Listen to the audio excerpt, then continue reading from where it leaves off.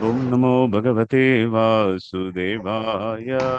Om Namo Bhagavate Vasudevaya.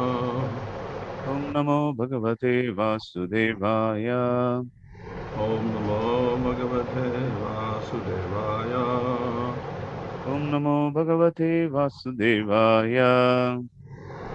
Om Vishnu Padaya Krishna Prasthaya Bhutale Srimate Bhaktivedanta Swami Niti Namane Namaste Saraswati Devi Gauravani Prasarane Nirvishesha Shunyavadi Paschatyaresha Charane Shri Krishna Chaitanya Prabhu Nityananda Sri Advaita Gadadhara Sivasmi Gaur Bhaktivinoda Hare Krishna Krishna Krishna Hare Hare Hare Rama Rama Rama Hare Hare.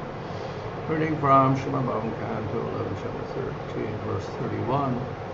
Asattvād ātmano nyeṣāṁ bhāvānāṁ tat-kṛtā bhidā. Gatayo hetavaś cāsya mṛṣā svapna-dṛśo yathā. Those states of existence that are conceived of as separate from the Supreme Personality of Godhead have no actual existence, although they create a sense of separation from the absolute truth. Just as the seer of a dream imagines many different activities and rewards, similarly, because of the sense of existence separate from the Lord's existence, the living entity falsely performs fruitive activities, thinking them to be the cause of future rewards and destinations.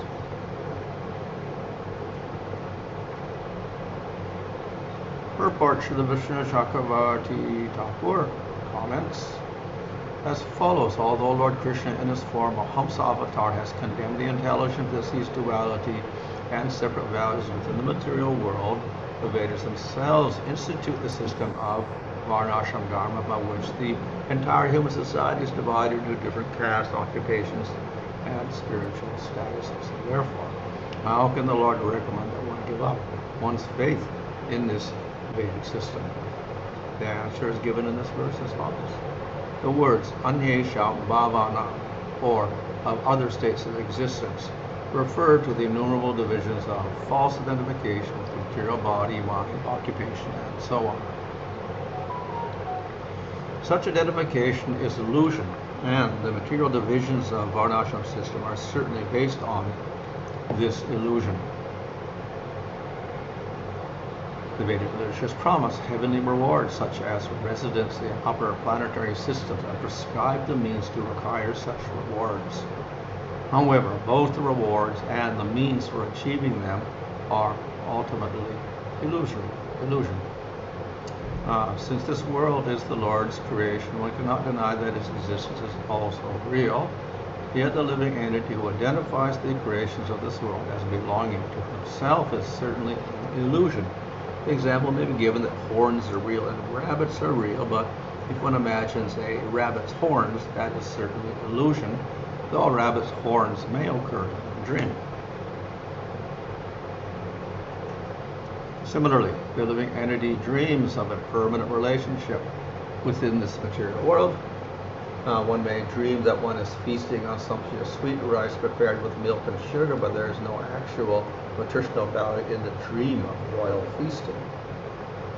Srila Bhakti Siddhanta Saraswati Thakur remarks in this regard that just as one soon forgets the experience of a dream after awakening, similarly a liberated soul in Krishna consciousness does not see anything substantial in even the most exalted rewards offered by the Vedas, such as promotion to the heavenly planets. Therefore, Lord Krishna advised Arjuna in Bhagavad Gita to remain fixed at self-realization without being deviated by fruitive rituals performed in the name of religion. Hare Krishna Maharaj, sorry to intervene. It's too noisy, Maharaj, from your side. There is a lot of background noise. Oh, still noises there? Now it's better, Maharaj. Okay, the fan was on. Okay, turn that off.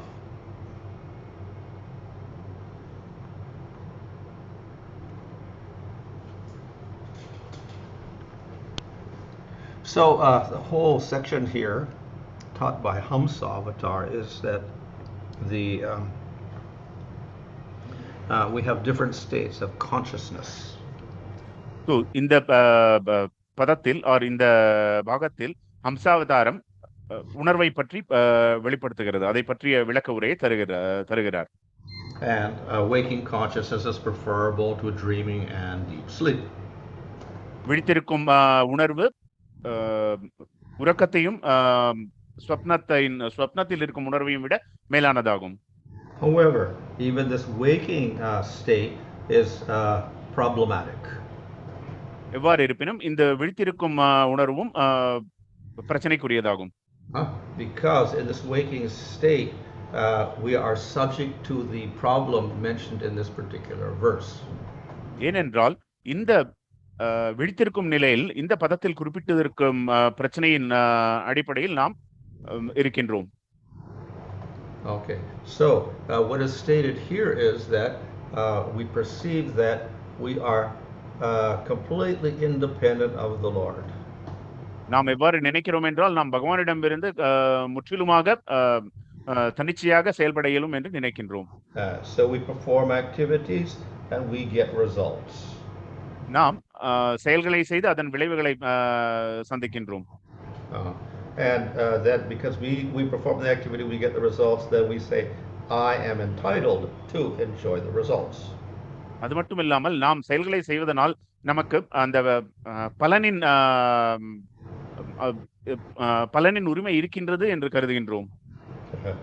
So we think that we have a right to enjoy objects of this world.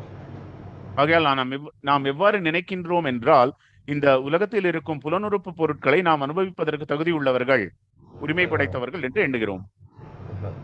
So sometimes we call this separate vision. சில சமயங்களில் இதை மாறுபட்ட ஒரு கண்ணோட்டமாக இது பார்க்கப்படுகிறது. We see everything in terms of differences. I am different from you. எல்லாவற்றையும் நான் நீ என்ற வித்தியாசத்துடன் வேறுபாடுடன் பார்க்கின்றோம். So I have my interests, everybody else have different interests. எனக்கு என்னுடைய தனிப்பட்ட விருப்பங்கள் இருக்கின்றது, மற்றவர்கள் அவர்களின் மற்றவர்களுக்கு என்று அவர்களுடைய விருப்பங்கள் இருக்கின்றன. So the nature of the material world is that we will argue over who has the right to enjoy. இந்த பௌதிக வாழ்க்கையின் இயல்பு என்னவென்றால் யாருக்கான அனுபவிப்பதற்கான உரிமை யாருக்கு இருக்கிறது என்பதை பற்றிய விவாதம் நடக்கிறது. And it is we cannot avoid this in the material world. இந்த பௌதிக உலகத்தில் இதை தவிர்க்க இயலாது. As Bhagavatam explains, one living entity must live off other living entities. Srimad பாகவதத்தில் குறிப்பிடப்பட்டுள்ளது போல ஒரு ஜீவன் மற்றொரு ஜீவனை சார்ந்து வாழ வேண்டியிருக்கிறது. So the big fish must eat the small fish. ஒரு பெரிய மீன் சிறிய மீனை உண்டு வாழ வேண்டியிருக்கிறது. The cow has to eat the grass. ஒரு பசு புல்லை தின்று உயிருடன் வாழ்க்கையை நடத்த வேண்டியிருக்கிறது. So we by nature, as long as we have this material body and do actions, we commit violence against other living entities. இயல்பாகவே இந்த பௌதிக சரீரத்தை நாம் பெற்றவுடன் மற்ற ஜீவராசிகளுக்கு எதிராக நாம் வயலன்ஸ், அதாவது தாக்கத்தை ஏற்படுத்த வேண்டியிருக்கிறது. And we are always thinking that I have to get my enjoyment. நாம் எப்பொழுதுமே நினைப்பது என்னவென்றால் எனக்கு என்னுடைய அனுபவம் ஆனந்தம் கிடைக்க வேண்டும் என்ற எண்ணத்துடன் இருக்கிறோம். In the human being, this is it comes in various degrees. மனித வாழ்க்கையில் இது பல்வேறு நிலைகளில் வெளிப்படுகின்றது. So in tamagun and rajagun, this tendency is very strong. தமோகுணத்திலும் ரஜோகுணத்திலும் இந்த நிலை மிகவும் தீவிரமாக இருக்கின்றது. And therefore we'll see that these people are more inclined to have fights all the time. ஆகையால் அந்த குணாதிசயங்களில் இருப்பவர்கள் மிக அதிகமாக சண்டைகளில் சச்சரவுகளிலும் ஈடுபடுகின்றனர். When we get to the mode of goodness or sattva, that this tendency is much less evident. சாத்விக நிலையில் நாம் நிலை பெறும் பொழுது இந்த சுபாவங்கள் குறைவாக இருக்கின்றன. People on sattva guna do not think in terms so much of me and mine and selfishness. சத்துவகுணத்தில் இருப்பவர்கள் நீ நான் என்றும் சுயநலத்தோடும் செயல்படுவதில்லை. In fact, they are inclined to do the opposite, so therefore they become philanthropists and humanitarians, etc. இதற்கு எதிர்மறையாக அவர்கள் சமூக சேவை மற்றும் சேவகர்களாக செயல்படுகின்றனர். Nevertheless, as we know, sattva guna is material. இவ்வாறு இருப்பினும் சத்துவகுணமும் பௌதிகமானதே. So even the person in sattva guna does have material identity and material attachment. So இவ்வாறு இருப்பினும் சத்துவகுணத்தில் இருப்பவரும் பௌதிகமான ஒரு அடையாளத்தையும் பௌதிகமான பற்றுதலையும் கொண்டுள்ளார். However, it is much less problematic than the attachment in tamoguna and rajoguna. இவ்வாறு இருப்பினும் தமோகுணத்திலும் ரஜோகுணத்திலும் இருக்கும் பற்றுதலை விட இது மேலானதாகும். And therefore it is praised. ஆகையால் இந்த பதங்களில் இது புகழப்படுகின்றது. And the Lord himself is in charge of sattva guna. Kshirodakshaya Vishnu is the guna avatar in charge of sattva guna. நாம் மேலும் பார்க்கின்றோம் பகவான் ஸ்ரீ க்ஷிரோதக்ஷாய விஷ்ணு ஆனவர் சத்துவகுணத்திற்கான கடவுளாக விளங்குகிறார். The rules of dharma are largely sattva guna. சட்ட தர்மத்தின் விதிமுறைகள் அனைத்தும் சத்துவகுணத்திலே நிலை பெற்றிருக்கின்றன. So the Lord encourages dharma in this world. ஆகையால் பகவான் தர்மத்தை ஆதரிக்கின்றார். And through dharma we are ultimately supposed to become more sattvic. Sorry Maharaj, I missed it. Through the process of dharma, the goal is to increase the sattva. ஆகையால் தர்மத்தின் முறையில் சத்துவகுணத்தை நாம் மேலும் மேலும் வளர்க்க வேண்டும். Okay, so how do we get this idea of get rid of this idea of separateness and the sense of I and mine? So நாம் எவ்வாறு இந்த சுயநலத்தையும் நான் நீ என்ற அந்த சுபாவத்தையும் நாம் அதிலிருந்து விடுதலை பெறுவது? So we have three processes for that. That is jnana yoga, ashtanga yoga, and bhakti yoga. இதற்கான மூன்று மார்க்கங்கள் விளக்கப்பட்டுள்ளன. ஞான யோகம், அஷ்டாங்க யோகம் மற்றும் பக்தி யோகம் ஆகும்.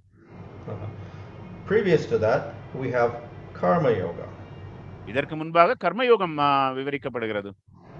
This leads us to sattva guna. இது நம்மை சத்துவகுணத்தை நோக்கி அழைத்துச் செல்லும். Then we modify that karma yoga by offering the results to the Lord. அந்த நிலையில் நாம் அந்த கர்ம யோகத்தை சற்று மாற்றி நம்மளுடைய நாம் அடைந்திருக்கும் விளைவுகளை பலன்களை பகவானுக்கு அர்ப்பணிக்கின்றோம். And we give up the tendency to try to enjoy things for ourselves. மெல்ல மெல்ல நாமே அனுபவிக்க வேண்டும் என்ற அந்த எண்ணத்தை கைவிடுகின்றோம். When we can do that nicely, then we're qualified to proceed to jnana yoga, ashtanga yoga. அதை நாம் திறன்பட நாம் செய்யும் பொழுது நாம் ஞான யோகத்திற்கும் அஷ்டாங்க யோகத்தின் நிலைக்கும் மேம்படுவதற்கு நாம் தகுதி பெற்றவராகிறோம். However, we also see that Krishna says these processes are quite difficult for people to follow. எவ்வாறு இருப்பினும் இந்த மார்க்கங்கள் அனைத்தும் மிக மிக கடினமானது என்று பகவான் கிருஷ்ணர் விளக்குகிறார். And very few people are qualified for it. And மிகவும் குறைந்த எண்ணிக்கையில் உள்ள நபர்களே இதற்கான தகுதி பெற்றவர்களாகின்றனர். And thus, to become free from bodily identification and me and mine, it will be very rare in this world. ஆகையால் இந்த பௌதிக உடல் ரீதியான அடையாளங்களான நான் நீ எனது என்ற அடையாளங்களிலிருந்து விடுபடுவது என்பது மிக மிக மிக அரிதானதாகும். So the Lord is very merciful. பகவான் மிகவும் மிகவும் கருணை வாய்ந்தவராவார். And he gives us another process which is easier. ஆகையால் பகவான் மிக எளிதாக இருக்கக்கூடிய மற்றொரு மார்க்கத்தை நமக்கு கொடுக்கிறார். So that is the process of bhakti. அதுவே பக்தி மார்க்கமாகும். So there is another advantage in the process of bhakti. இதில் மேலும் ஒரு சாதகமான ஒரு சூழ்நிலை இருக்கின்றது. In order to do jnana yoga and ashtanga yoga, we have to be fixed in sattva guna. நாம் ஞான யோகத்திலும் அஷ்டாங்க யோகத்திலும் செயல்பட வேண்டும் என்றால் நாம் சத்துவகுணத்தில் நிலை பெற்றிருப்பது அவசியமாகும். to start bhakti yoga, that is not a requirement.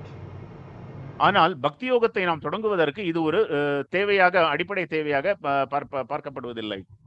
And thus the bhakti yoga is available to more people. ஆகையால் பக்தி யோகம் பற்பல மக்களுக்கு எளிதாக இருக்கின்றது. So this way the process of getting rid of our bodily identification, I and mine, becomes open to many people through the process of bhakti. ஆகையால் பக்தி யோகத்தின் மூலமாக பற்பல நபர்களுக்கு நான் நீ எனது என்ற அந்த பௌதிகமான அடையாளங்களிலிருந்து விடுபடுவதற்கு மிக எளிதாக இந்த பக்தி யோகம் அமைகின்றது.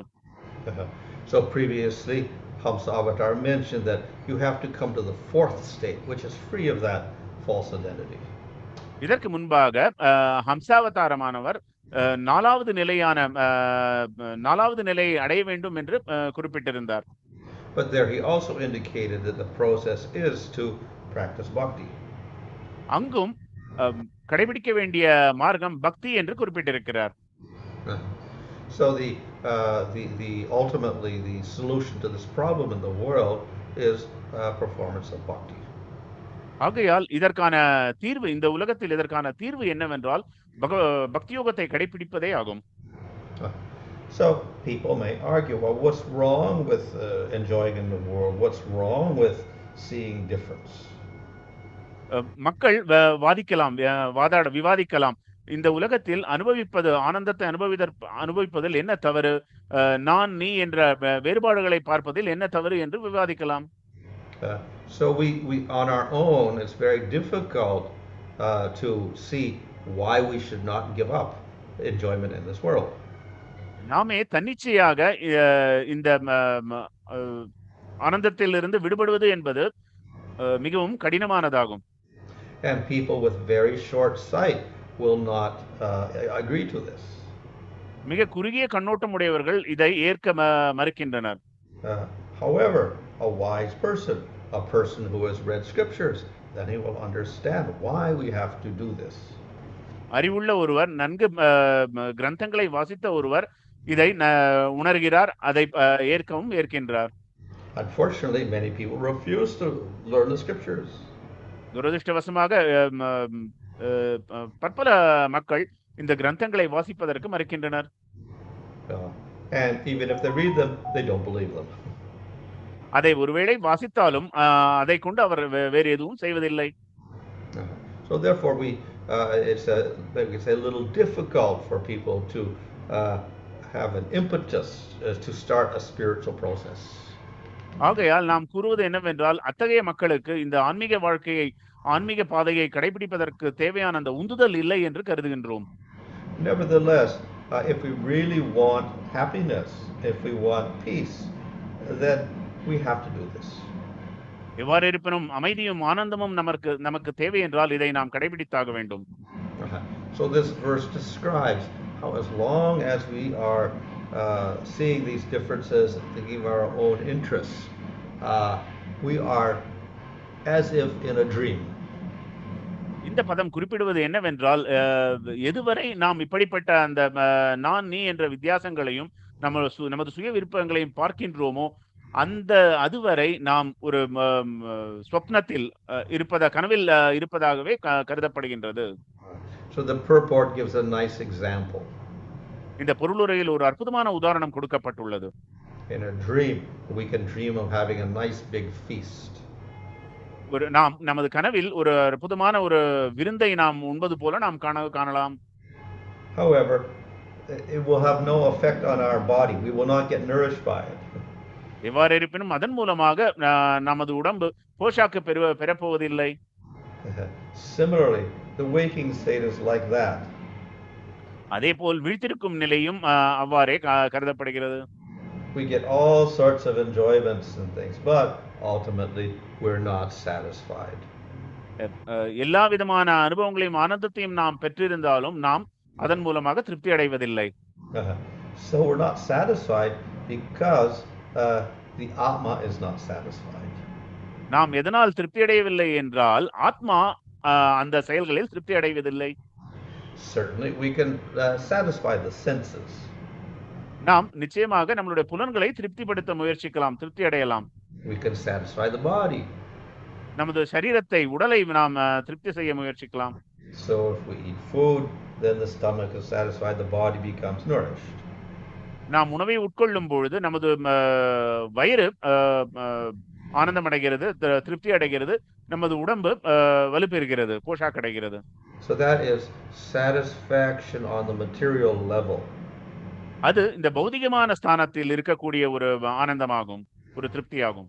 But we are not the body, we are the soul. So therefore the soul remains unsatisfied. ஆனால் நாமோ இந்த சரீரம் அல்ல, ஒரு ஜீவாத்மாவும். ஆகையால் இந்த நிலையில் ஒரு ஜீவாத்மா இப்படிப்பட்ட செயல்களால் திருப்தி அடைவதில்லை.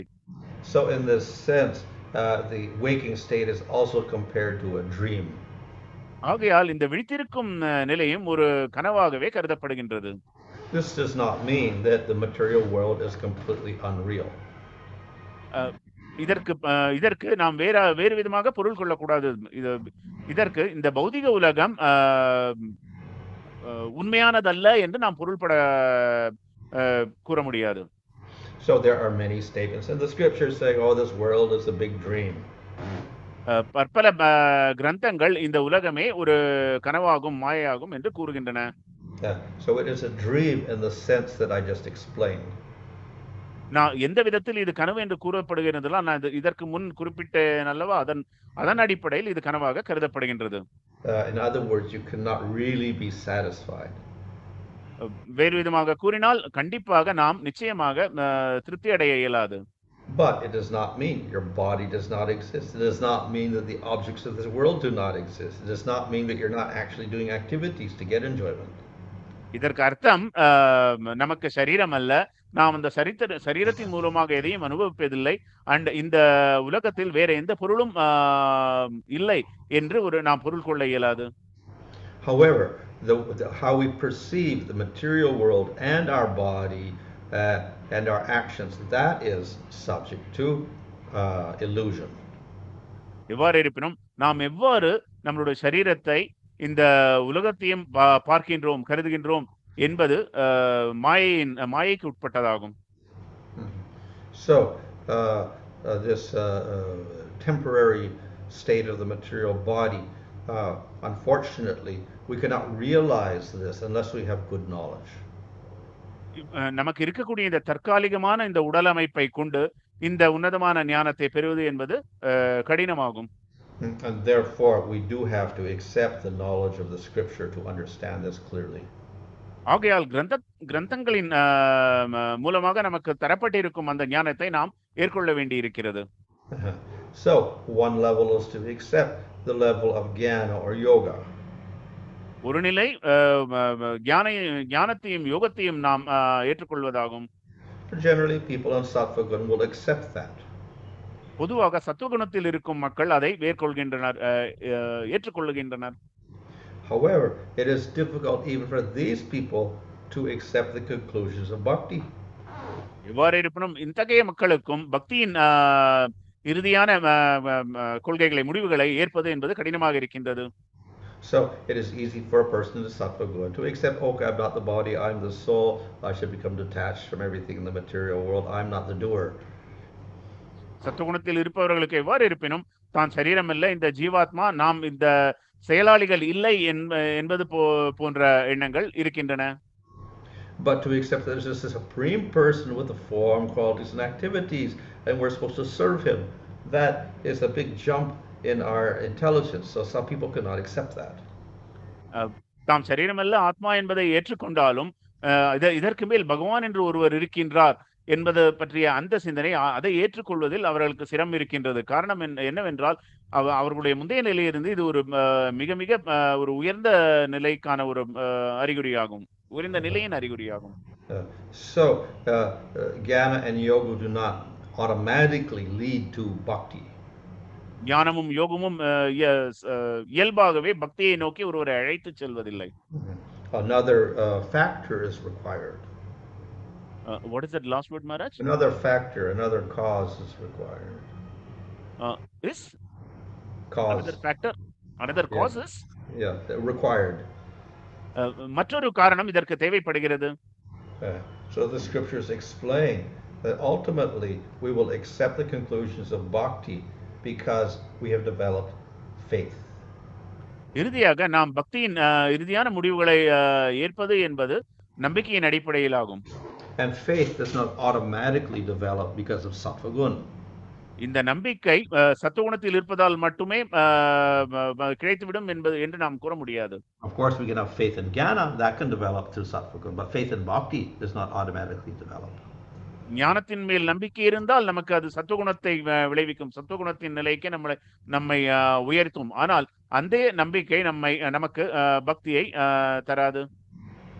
One reason, of course, is that bhakti itself is non-material, so we cannot have a material cause for bhakti. ஏனென்றால் பக்தி என்பதற்கு ஒரு பௌதிகமான காரணம் என்பதே அல்ல. ஆகையால் மற்றொரு பௌதிகமான ஒரு காரணத்தை கொண்டு, ஒரு நம்பிக்கையை கொண்டு நாம் பக்தியை உணர இயலாது. Of course, certain elements of sattva good, certain elements of karma yoga or gyan are favorable for bhakti. எவ்வாறு இருப்பினும் கர்மயோகத்தில் இருக்கக்கூடிய ஒரு சில செயல்பாடுகளும், ஞானயோகத்தில் இருக்கக்கூடிய ஒரு சில செயல்பாடுகளும் பக்திக்கு சாதகமாக அமைகின்றன. But faith in bhakti is not caused by any of these. எவ்வாறு இருப்பினும் பக்தியின் நம்பிக்கை இவை எதனாலும் அடையப்படுவதில்லை. So the cause of that faith, like bhakti itself, is beyond the gunas. இந்த பக்தியோ அதன் மீது இருக்கும் அந்த நம்பிக்கையோ முக்குணங்களுக்கு அப்பாற்பட்ட ஒரு விஷயமாகும். That means that bhakti will cause bhakti. இதற்கான அர்த்தம் என்னவென்றால், பொருள் என்னவென்றால், பக்தியே நமக்கு பக்தியை தரும். If the faith develops in a person who has sattva, then it can grow quite easily.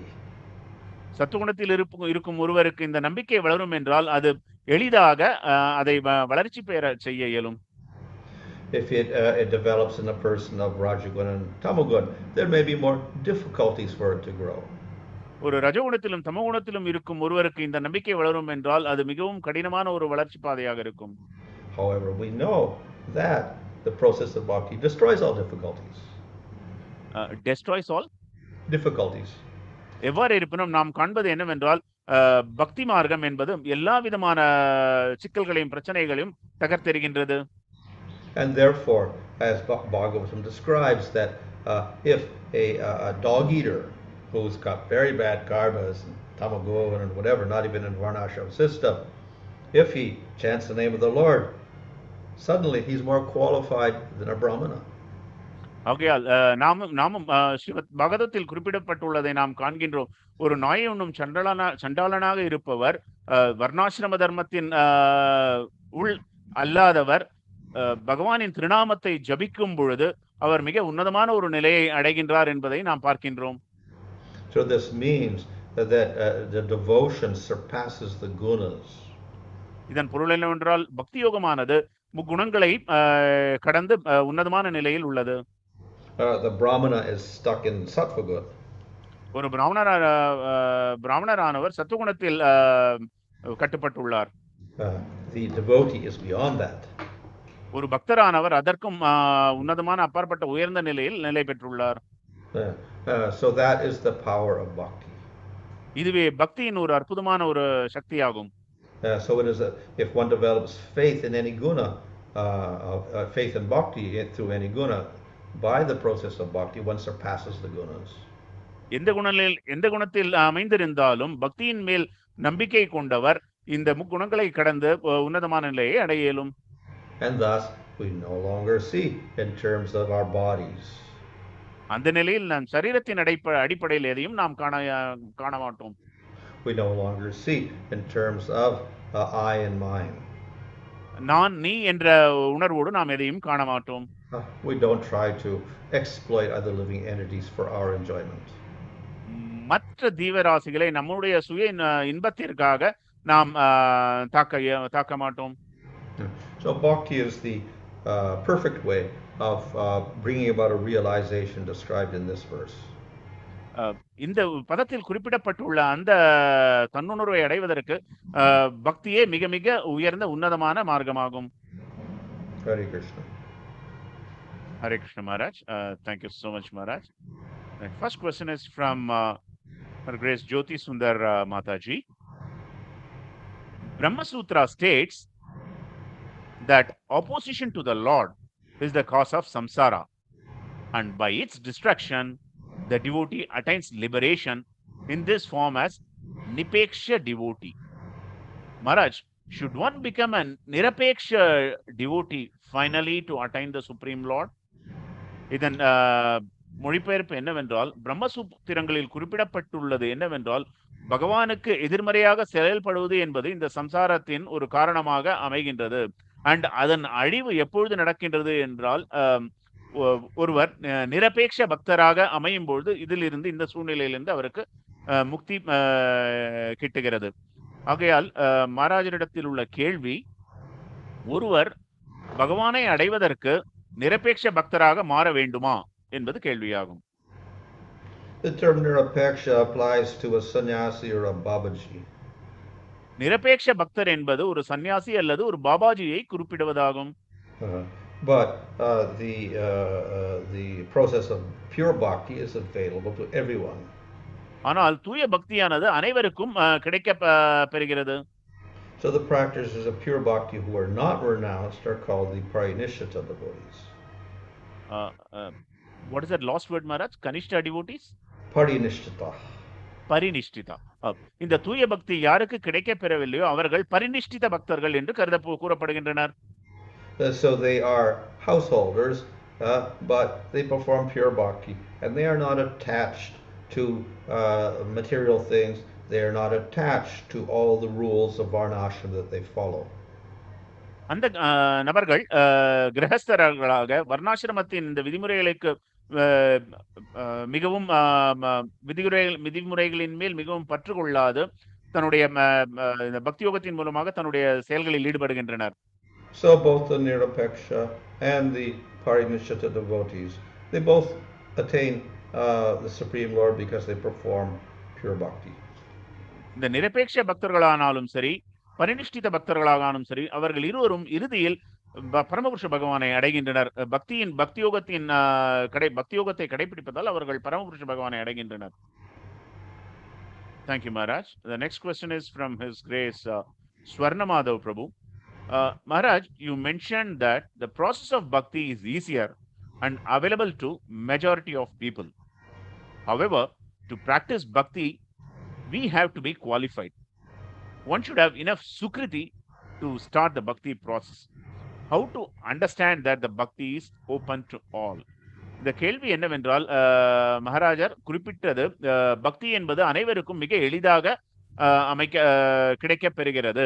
ஆகையால் பெரும்பாலான மக்கள் இதை சுலபமாக கடைபிடிக்கலாம்.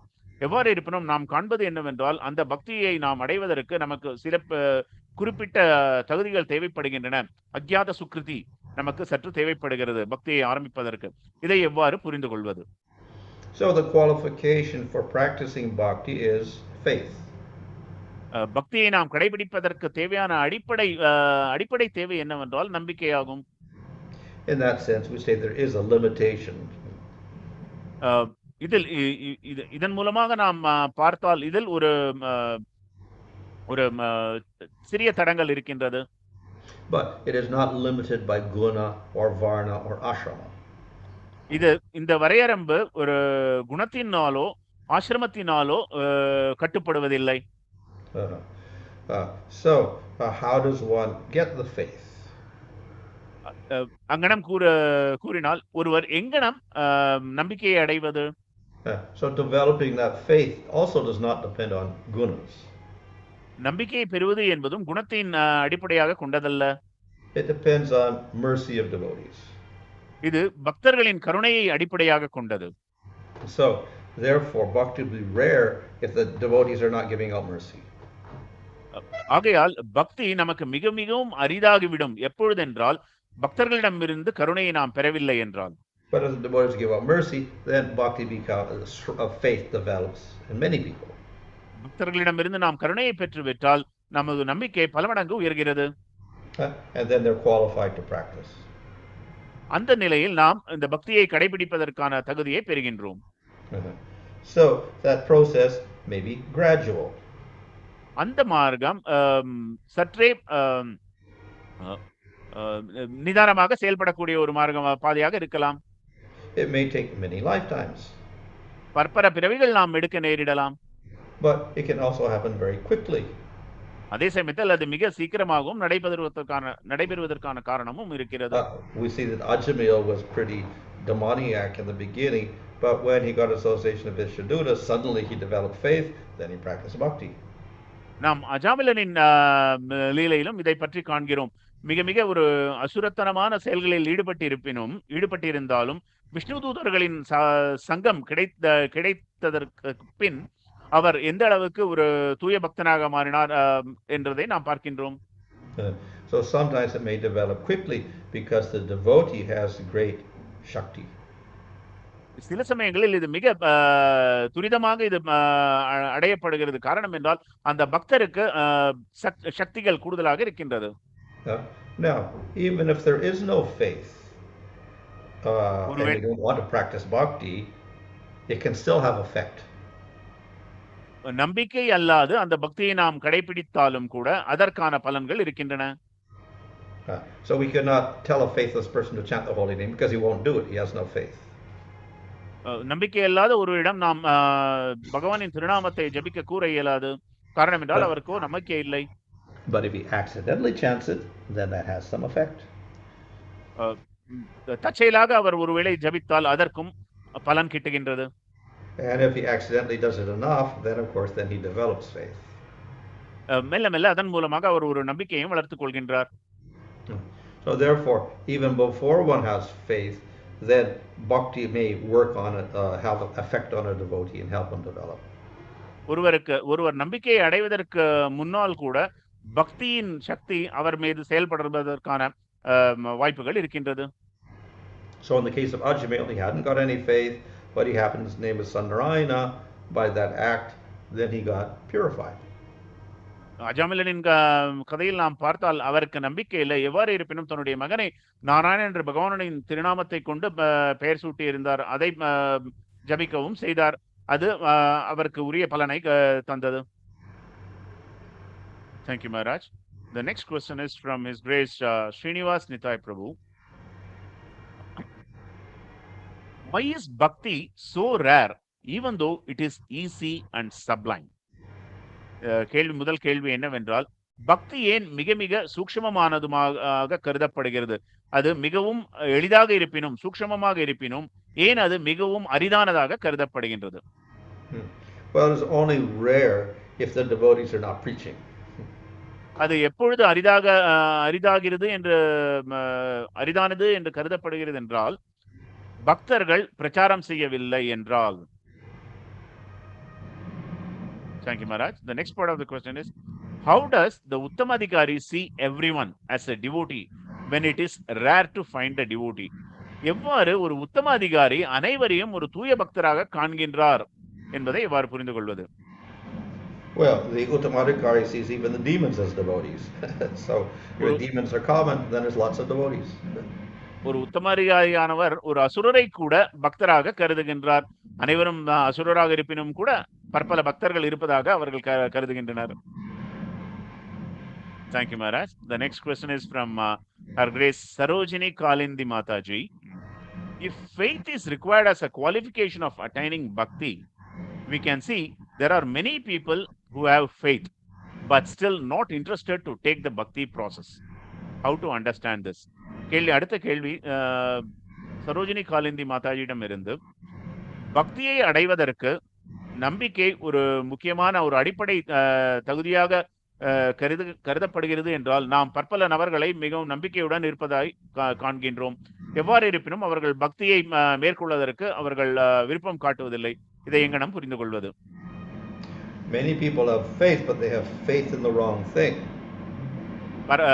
பலருக்கு நம்பிக்கை இருக்கின்றது, ஆனால் பிரச்சனை என்னவென்றால் அவர்களுடைய நம்பிக்கை தவறான விஷயங்களில் இருக்கின்றன. Some people have faith in devatas. சிலர் தேவர்களின் தேவதைகளின் பேரில் நம்பிக்கையை வைத்துள்ளனர். Some have faith in a dharma. சிலர் அதர்மத்தின் பேரில் நம்பிக்கையை வைத்துள்ளனர். So definitely they will not practice. அவர்கள் நிச்சயமாக இதை கடைபிடிக்கப் போவதில்லை. Others may have faith in bhakti, but it is not very strong faith. மற்றவர்கள்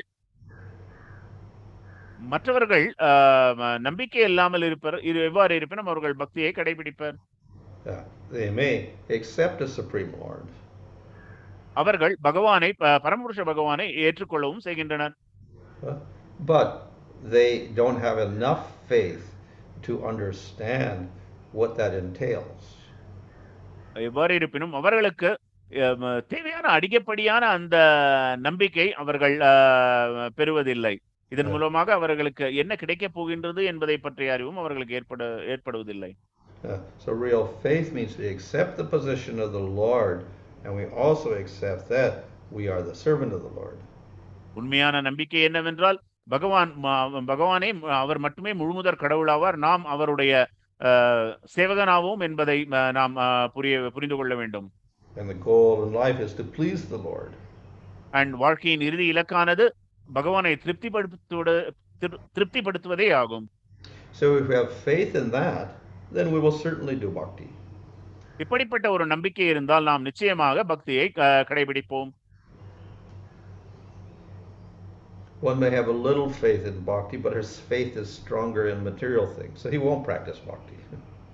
ஒருவருக்கு பக்தியின் மேல் சிறிதளவு நம்பிக்கை இருக்குமே, ஆனால் எவ்வாறு இருப்பினும் மற்ற பௌதிக விஷயங்களில் ஈடுபாடு கூடுதலாக இருந்தால் அந்த சூழ்நிலையிலும் அவர் பக்தியை கடைபிடிக்க மாட்டார். Thank you, Maharaj. The next question is from Bhakta Prabhu Subramani. By practicing Bhakti Yoga, automatically body will be maintained, or we should also concentrate on maintaining the body. கேள்வி என்னவென்றால், பக்தி யோகத்தை கடைபிடிப்பதன் மூலம் நமது சரீரம்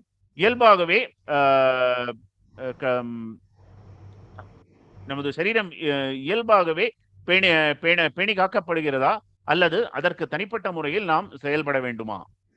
In the 9th chapter of Bhagavad Gita, Krishna says, I will support you, yogakshema vahamyaham. Bhagavad Gita 9வது அத்தியாயத்தில் பகவான் யோகக்ஷேமம் வஹாம்யம் என்று நான் உங்களுக்கு தேவையான உதவிகளை செய்கின்றேன் என்று கூறுகிறார். But this does not mean we artificially reject everything for the material body. இதற்கு பொருள் என்னவென்றால், நாம் செயற்கையாக நம் சரீரத்தை பேணுவதிலிருந்து நாம் விலகுவது என்பது அல்ல. So the rule in bhakti is that we accept what is necessary for maintaining our body. இந்த பக்தியின் முக்கியமான ஒரு கட்டளை விதி என்னவென்றால், இந்த சரீரத்தை பேணுவதற்கு எந்த அளவுக்கு தேவையோ அதை நாம் ஏற்றுக்கொள்ள வேண்டி இருக்கிறது. And if we have to work to get some money to support our body, then we accept that also. நமது சரீரத்தை பேணி பாதுகாப்பதற்கு சற்று வேலைகளை செய்ய வேண்டும், பணம் சம்பாதிக்க வேண்டும் என்றால் அதை நாம் ஏற்றுக்கொள்ள வேண்டி இருக்கிறது. Thank you, Maharaj. The next question is from Bhakti Savitri Subramanian. What is the actual meaning of Shuddha Bhakti or pure devotee? கேள்வி என்னவென்றால், சுத்த பக்தி அல்லது தூய பக்தர் என்பதன் பொருள் என்ன? That definition is given at the beginning of the Nectar of Devotion. இதற்கான ஒரு விளக்கம் பக்தி சாமிருத சிந்துவின் ஆரம்பத்தில் கொடுக்கப்பட்டுள்ளது. It's also quoted in the Bhagavad Gita and in Srimad Bhagavatam and in Chaitanya Charitamrita. இதற்கான விளக்கம் பகவத்கீதையிலும் ஸ்ரீமத் பாகவதத்திலும் ஸ்ரீ சைதன்ய சரிதாமிருதத்திலும் தரப்பட்டுள்ளது. So that is the basic definition that we have to understand to start bhakti. இதுவே பகவத்கீதை பக்திக்கான தூய பக்திக்கான அடிப்படை விளக்கமாகும். அந்த தூய பக்தியை நாம் ஆரம்பிப்பதற்கு தேவையான முறையாகும். So that means that we serve the Lord in a favorable way. We want to please him. இதன் பொருள் என்னவென்றால், பகவானை திருப்திப்படுத்துவதற்காக அனுகூலமான விதத்தில் நாம் அவருக்கு சேவைகளை செய்கின்றோம். And in those actions of bhakti, we don't have a desire for our personal material enjoyment or for liberation. அந்த பக்தி மார்க்கத்தை நாம் கடைபிடிக்கும் போது நமக்கான சொந்த விருப்பு வெறுப்புகளில் நாம் நாட்டம் செலுத்துவதில்லை. Thank you, Maharaj. The next question is from Bhaktin Premalata Mataji. When I try to practice bhakti, most of the time I observe that I am doing it according to my convenience and not mainly to please the Lord. How to overcome this consciously? நான் ஒவ்வொரு முறையும் பக்தியை கடைபிடிக்கும் பொழுது நான் காணுவது என்னவென்றால், என்னுடைய விருப்பத்திற்கு ஏற்றது போல், என்னுடைய கன்வீனியன்ஸ், என்னுடைய விருப்பத்திற்கு ஏற்றது போல் நான் பக்தியை கடைபிடிக்கின்றேன். இதை எங்கனம் நான் தாண்டி செல்வது? Well, we have to be intelligent enough to just see what are the necessities for maintaining our body. நாம் நமது சரீரத்தை பேணுவதற்கு தேவையானது என்ன என்பதை நாம் சற்று அலசி ஆராய வேண்டும். அதற்கான அறிவு நமக்கு தேவைப்படுகிறது. And if we have to work, then we have to work in a regular way. நாம் வேலை பார்க்க வேண்டும் என்றால் ஒரு குறிப்பிட்ட விதத்தில் நாம் அந்த வேலையை செய்ய வேண்டி இருக்கிறது. And we don't think, well, today I will do bhakti, I won't go to work. நான் இன்று பக்தியை கடைபிடிக்க போகின்றேன், ஆகையால் நான் வேலைக்கு செல்ல போவதில்லை என்று நாம் கூறக்கூடாது. And so if one is very qualified and is going to dedicate oneself to bhakti and doesn't care much about the body or family or anything, fine, one can do that, but not many people are qualified for that. மிகவும் தீவிரமாக பக்தியை கடைபிடிக்கும் ஒருவர், மிகவும் ஆழமாக பக்தியை கடைபிடிக்கும் ஒருவர் அங்கனம் செய்வதற்கு அனுமதி இருக்கிறது. எவ்வாறு இருப்பினும் அத்தகைய தகுதி கொண்டவர்கள் மிகவும் குறைவே. அவ்வாறு சாமானியர்கள் அதை செய்யக்கூடாது. So the best we can do is to arrange our material schedule such we have sufficient time for practicing devotion. ஆகையால் உன்னதமான செயல் எதுவென்றால், நமது பௌதிகமான செயல்கள் தேவைகளுக்கான அந்த கால அட்டவணையை நாம் நன்றாக திறம்பட செய்து கொண்டு பக்திக்கும் கூடுதலான கால அட்டவணையை நாம் தர வேண்டும். Maharaj, the next question is from Her Grace Uttama Damayanti Mataji. We see that some people are basically pious and leading a simple life, but they are unwilling to give up demigod worship and accept Krishna as a supreme Lord. How to convince them? அடுத்த கேள்வி உத்தம தமயந்தி மாதாஜியிடமிருந்து. கேள்வி என்னவென்றால், நாம் பெரும்பாலாக மக்கள் புண்ணியங்களின் அடிப்படையில் சற்று புண்ணியர்களாகவே இருப்பதையும் ஒரு எளிமையான ஒரு வாழ்க்கை முறையை கடைபிடிப்பதை நாம் காண்கின்றோம். எவ்வாறு இருப்பினும் அவர்கள் தேவி தேவதைகளின் வழிபாட்டை அவர்கள் விடுவதற்கும் பகவான் கிருஷ்ணரை முழுமுதற் கடவுளாக ஏற்றுக்கொள்வதற்கும் அவர்கள் தயங்குகின்றனர். அவர்களுக்கு நாம் எங்கனம் பிரச்சாரம் செய்வது? We don't preach to the faithless. If we do that, it's considered to be offense. நாம் எவ்வாறு இருப்பினும் நம்பிக்கையற்றவர்களுக்கு பிரச்சாரம் செய்வதில்லை. மீறி அதை நாம் செய்தால் அது ஒரு அபராதமாக கருதப்படுகின்றது. So all we can do is expose them to bhakti. Let them hear the name of Krishna. Let them take prasadam. நாம் என்ன செய்யலாம் என்றால், அவர்களை பக்தியை அவர்களுக்கு வெளிப்படுத்தலாம். அவர்கள் பகவானின் திருநாமத்தை கேட்பதிலும் பகவானின் பிரசாதத்தை உண்பதற்குமான மார்க்கத்தை ஏற்படுத்தலாம். Thank you, Maharaj. The next question is from His Grace Rangakrishna Prabhu, and the question is regarding faith. We see that when Lord Chaitanya wanted Srivas to do something to maintain himself and his family member, Srivas refuses on the strength of his being servant of Lord Chaitanya. Faith seems to vary here. How to understand this? அடுத்த கேள்வி ஸ்ரீமான் ரங்ககிருஷ்ணா பிரபுவிடமிருந்து. பகவான் ஸ்ரீ சைத்தன்யர் ஸ்ரீவாசிடத்தில் தங்களின் சரீரத்தையும் குடும்பத்தையும் தாம் பேணுவதற்கு தாங்கள் சில செயல்பாடுகளில் ஈடுபட வேண்டும் என்று சைத்தன்ய மகாபிரபு கூறிய பொழுது ஸ்ரீவாஸ் அதை மறுக்கின்றார்.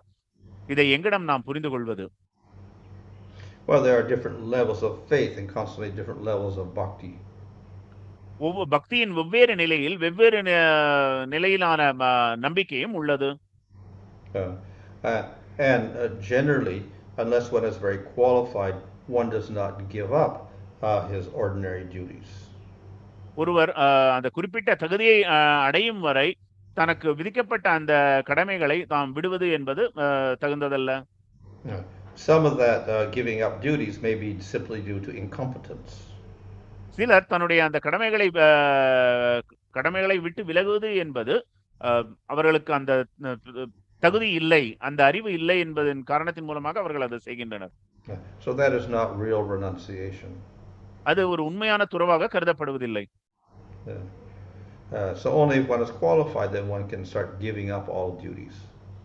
ஒருவர் உரிய தகுதியை பெற்ற பிறகே இப்படிப்பட்ட அந்த கடமைகளை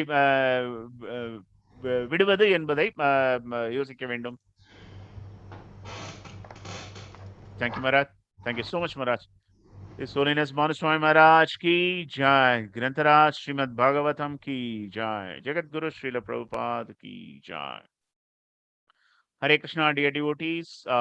Thank you so much for your continued engagement. It's really glad to see many deeply engaged and coming up with lots of intriguing and enlivening questions. Thank you so much for that. As a continuation of our Srila Prabhupada Katha services, today evening we'll be having perfect and a practical Acharya. That's going to be the topic for today evening by Her Grace Archana Bhakti Mataji. Followed by that, tomorrow and day after tomorrow, that is Saturday and Sunday, we have His Holiness Bhakti Vigna Vinasha Narasimha Swami Maharaj, who is going to enlighten us about Srila Prabhupada. So devotees are requested to take advantage of all these sessions. And on Sunday, again, by around 3 p.m., we have got the last session of Japa retreat by His Grace Mahatma Prabhu. So devotees are requested to stay connected and take benefit of these sanghas. பக்தர்கள் அனைவர்களுக்கும் எங்களுடைய பணிவான வணக்கங்கள் and நன்றியை தெரிவித்துக் கொள்கிறோம். நமது ஸ்ரீல பிரபுபாதரின் கதா இன்று மாலையும் நடைபெற உள்ளது. இன்று மாலை பர்ஃபெக்ட் பிராக்டிக்கல் ஆச்சாரியா, நடைமுறைக்கு உட்பட்ட ஒரு ஆச்சாரியர், இயல்பான நடைமுறைகளுக்கு உட்பட்ட ஒரு ஆச்சாரியர் என்பதை பற்றிய அற்புதமான ஒரு தலைப்பில் அர்ச்சன பக்தி மாதாஜி பேச இருக்கிறார். அதை தொடர்ந்து நாளையும் நாளை மறுநாளும் பக்தி விக்ன விநாச நரசிம்ம சுவாமி மகாராஜ் ஸ்ரீல பிரபுபாதை பற்றிய உரை தர உள்ளார். பக்தர்கள் அனைவரும் இதை பயன்படுத்திக் கொள்ள வேண்டுகிறோம். அது மட்டுமல்லாமல் ஞாயிற்றுக்கிழமை 3 மணி அளவில் ஜப்பா ரெட்ரீட் என்ற ஸ்ரீ மகாத்மா பிரபுவின் அந்த 3வது சங்கமும் இருக்கின்றது. பக்தர்கள் அனைவரும் கலந்து கொண்டு பயன்பெற வேண்டுகிறோம். ஹரே கிருஷ்ணா. ग्रंथरा श्रीमद् भागवतम की जय. जगद्गुरु श्रील प्रभुपाद की जय. अनंत कोटि वैष्णव वृंद की जय. निताय गौर प्रेमानंदे.